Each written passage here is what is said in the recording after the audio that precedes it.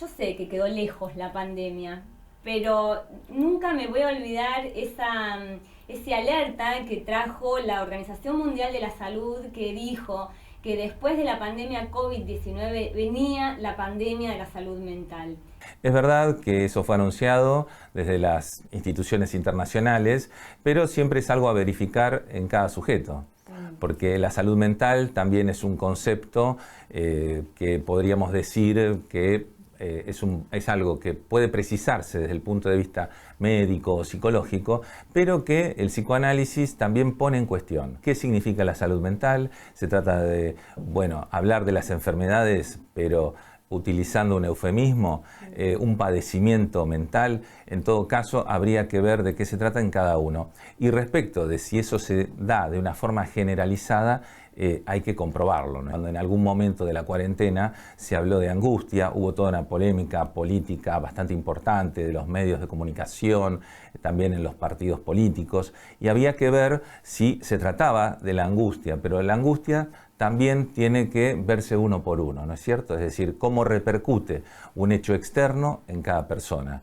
Y eso, bueno, de eso nos encargamos también en los divanes para verificar qué tanto tiene que ver con la verdad de cada sujeto ese malestar. Porque vos hablabas del bienestar y yo automáticamente me acordaba de un texto de Freud que se llama El malestar en la cultura. Somos prácticamente analistas de un malestar que se repite en distintas épocas, en distintas civilizaciones, y en este momento de civilización global, nosotros vemos que, bueno, se verifica eso que Freud ubicaba una psicología de las masas que ponía en juego la sugestión permanentemente, es decir, esa sugestión, esa hipnosis, se ve reflejada en cada época. La pandemia tiene un lugar en donde prácticamente paró absolutamente todo, como decía una colega, nos dejó pedaleando en el aire. Fue muy interesante lo que se produjo, al mismo tiempo que terrible, porque reacondicionó de alguna forma los modos de vivir. Y en eso hay algo que para algunos sujetos puede ser catastrófico, pero para otros puede ser lugar de nuevas oportunidades para rediseñar la vida. De alguna manera, las poblaciones, los grupos, las clases sociales fueron teniendo distintas respuestas a eso, ¿no? Evidentemente no fue la misma si existía un Estado que trataba de proteger respecto de una distribución de la riqueza, ¿no es cierto? Diferente es cuando eso no existe, cuando un sujeto está arrojado al mercado y se las tiene que arreglar, venga de donde venga.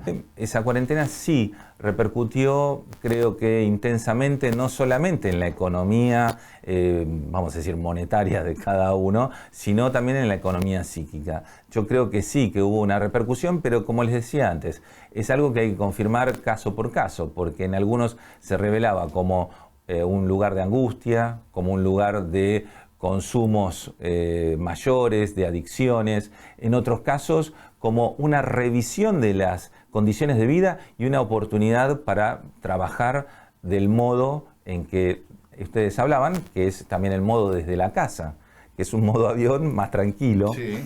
Y bueno, hay aquellos que venían haciendo ese tipo de trabajo, que nos sonaban como muy raros, bueno, tal vez muestran también el lugar de la fatiga, del cansancio, es decir, una modalidad que agota a cualquiera. Entonces, también volvemos al punto del malestar, ¿no es cierto? Volvemos a un punto de malestar que no es el mismo, ¿sí? Es decir, estamos los que hemos pasado esa pandemia. Y entonces, bueno, hay nuevos interrogantes para la vida de cada uno, ¿no? Vos decías y hablábamos de consumos problemáticos. Como siempre hay un sujeto detrás de esa expresión, siempre hay que ver consumo problemático para quién.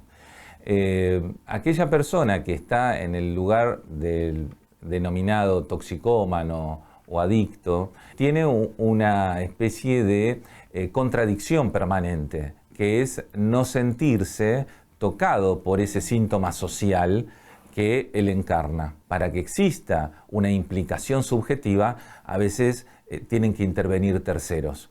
Ese tercero, que puede ser la familia, puede ser hasta un referente barrial puede alertar sobre esa situación, pero hay que hacer todo un trabajo de articulación, a veces comunitario o a veces familiar, que permite que alguien llegue a consultar. Los tratamientos implican cierto grado de dificultad. Vos ves que hay instituciones o hay profesionales, digamos, en el consultorio que atienden esto y según el nivel de gravedad implica una posibilidad de que más profesionales intervengan. Vos mencionabas un profesional médico o del trabajo social, etc. ¿Por qué? Bueno, porque se trata de algo multifactorial, en donde interviene una serie de cuestiones que hacen muy difícil el abordarlo. Hay distintos modos de tratamiento. Lógicamente están los tratamientos que en su momento se copiaron de Estados Unidos, que tenían que ver con las granjas o las comunidades terapéuticas, y vamos asistiendo, en la medida de la experiencia de las sociedades y de los grupos, a tratamientos que tengan más en cuenta el contexto. Vos ves en la actualidad un montón de organizaciones sociales que intervienen más articuladamente con estas comunidades, pero también con el Estado, y entonces asistimos a veces a ciertas mezclas que son un poco más interesantes que un tratamiento que viene a salvar a alguien. Se trata de una problemática muy compleja, entonces necesitamos a veces la intervención, sí, de varios en ese tratamiento, no es con uno solo o con una sola idea o con una sola creencia. Me parece que a veces hay una serie de respuestas estandarizadas que justamente no sirven a un sujeto. Pueden servir a algunos, o la respuesta religiosa, que es válida para algunos pero no para otros. En la singularidad de cada caso tenemos esa complejidad. Eso que hace que en cada situación estemos frente a la expectativa de ver si eso ayuda a un sujeto a salir de determinado consumo compulsivo. La denominación de adicción que tomaba Freud implicaba un oxímoron, es decir, una contradicción entre un hábito y una compulsión. Cuando eso se junta, el hábito se da compulsivamente, tenemos una adicción. Tenemos a alguien que no puede dejar de hacer algo. Y ese no dejar de hacer algo es lo que no le permite la lucidez necesaria como para poder sustraerse de ese consumo.